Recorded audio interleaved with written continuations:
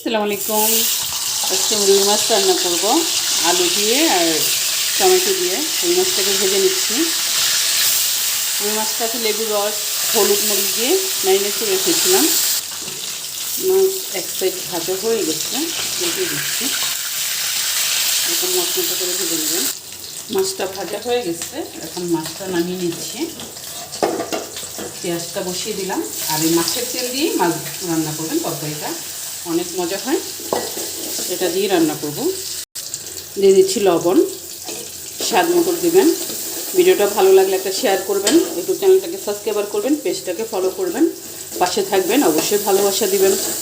আর এরকম সহজ ঘরোয়া রেসিপি নিয়ে প্রতিদিনই আসতেছি আমি, অথই পাশে থাকবেন। আদা রসুন বাটা দিয়ে দিচ্ছি। আদা রসুনটা পরিমাণ মতো দিবেন, যাতে মশলার গন্ধ না আসে।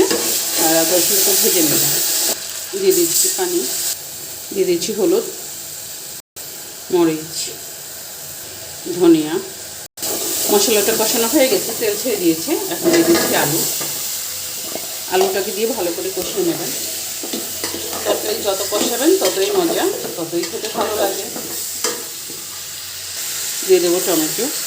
আলুটা কষানো হয়ে গেছে, দিয়ে দিচ্ছি পানি, দিয়ে দেবো মাছ।